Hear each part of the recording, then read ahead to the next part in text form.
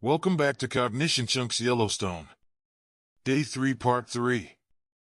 For our afternoon hike, we went to Artist's Point to see the Grand Canyon of Yellowstone. I confused the Ribbon Lake Trail with the Two Ribbons Trail near Madison when getting info from GPT. So I nearly missed this trail. This was a spectacular view that I'm glad I did not miss. The Grand Canyon of the Yellowstone is one of the most iconic geologic features of Yellowstone National Park in the U.S. This striking natural wonder is approximately 24 miles long, ranging from 800 to 1,200 feet deep and up to 4,000 feet wide. It has been shaped over hundreds of thousands of years by volcanic activity, erosional forces like water, wind, and ice, as well as seismic actions. The Yellowstone River, the longest undammed river in the U.S., is the primary erosional force that continues to shape the canyon.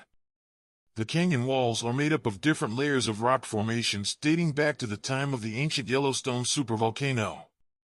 You can see the rhyolite lava flows and rocks tinted with an array of colors due to the thermal oxidation of iron compounds. The canyon is known for its two major waterfalls, the Lower Falls and the Upper Falls. The Lower Falls are almost twice as high as Niagara Falls, plunging a dramatic 308 feet, while the Upper Falls have a height of 109 feet. The artist Thomas Moran's sketches and paintings of the canyon in 1871 played a crucial role in persuading the U.S. Congress to establish Yellowstone as a national park. His artwork showed the American public the spectacular beauty that needed protection. Famed photographer Ansel Adams also took iconic black and white photographs of the canyon, which have since become a defining representation of this natural wonder. President Theodore Roosevelt, an avid conservationist, was so moved by the beauty of the park that he insisted on laying the cornerstone for the Roosevelt Arch, which serves as the northern entrance to Yellowstone National Park. The canyon was among the landscapes that profoundly affected him. Colorful microbes. The walls of the canyon are not just affected by geological factors, but also by living organisms. Thermophiles, or heat-loving microorganisms, live in the rock face and add vibrant colors. The Uncle Tom's Trail. There's a steep, strenuous trail leading to a platform with one of the best views of the Lower Falls. The trail is named after Uncle Tom Richardson, who initially built the trail and used to entertain guests with his banjo at the end of the journey. One of the best viewing points in the canyon, Point Sublime, was named by Charles Cook in 1869. It offers panoramic views that have been celebrated by artists and tourists alike for over a century. Geological layers exposed in the canyon have revealed fossilized forests, giving a glimpse into the prehistoric flora that existed in the region millions of years ago. The canyon is home to multiple osprey nests built precariously on ledges over the Yellowstone River, and these large birds of prey can often be seen hunting in the canyon. The canyon is known to create echoes due to its shape and the hard, reflective surfaces of its rock walls.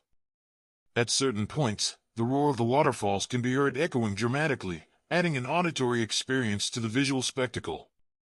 The walls of the canyon are primarily made of a volcanic rock called rhyolite, which has been dated back to approximately 484,000 years ago. This rock is an indicator of the park's volcanic history. The last glaciation around 14,000 years ago also impacted the canyon, scouring the rock and perhaps deepening it. After the glaciers retreated, the erosional power of the Yellowstone River took over, removing weaker rocks and materials and giving the canyon its V-shaped profile, characteristic of riverine erosion. Long before the first European Americans explored the area, Native American tribes like the Shoshone and the Bannock frequented the canyon, though their oral histories about the place are less documented. The first documented person to descend the canyon was Charles W. Cook in 1869. His and his companions' descriptions of the canyon were some of the first to capture the public's imagination. The mineral content in the rocks results in them being painted in shades of pink, yellow, red, and even white. These colors change depending on the time of day and the angle of the sun.